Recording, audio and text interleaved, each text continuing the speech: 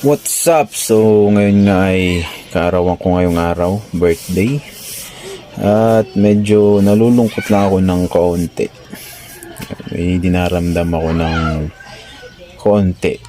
Kasi balak ko nga lumabas kami dahil hindi naman ako mahilig maghanda-handa. Sa ganitong edad ko ay hindi na ako mahilig maghanda-handa pag birthday ko.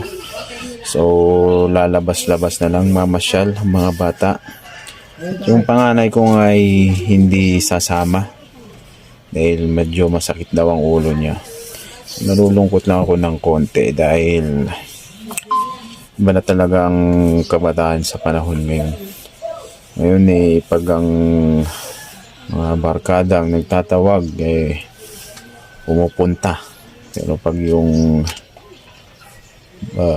may okasyon sa inyong tahanan, sa bahay ninyo, hindi sila makapunta. So, ginawa ko lang tong video na to para ma-remind, paalala sa kanila sa mga darating pang mga araw na may okasyon. O paglipas ng panahon ay sakaling mapanood nila to ay maipaalala sa kanila. Ngayon gusto ko lang sabihin na dapat sa mga pagkakataon na to samantalahin ninyo sa mga anak. Samantalahin ninyo na makasama ninyo ang pamilya ninyo, ang mga magulang ninyo habang may pagkakataon pa kayo. Dahil ito ay magkakaroon ng magandang moment na aalalahan ninyo pagdating ng panahon at maiiwan ninyo sa inyong mga magulang na mga pagkakataon na kasama mo sila. So sa pagdating ng panahon maalala nyo lahat tong mga to.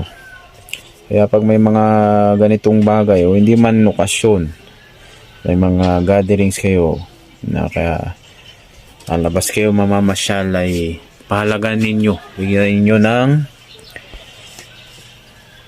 oras mga ganitong bagay, lalo na pag may mga pagkakataon kayo samantalahin ninyo dahil bihira lang ang mga ganitong pagkakataon. Hindi nyo na mauulit to, lalo na pag tumanda ang mga magulang ninyo. So yun lang, medyo nakakalungkot lang pero okay lang. Bali medyo bata pa naman tayo at mayroon pang pagkakataon sa mga susunod na araw, baka sakali. So enjoy lang natin ngayong araw na to. Magandang araw sa inyong lahat. Peace out.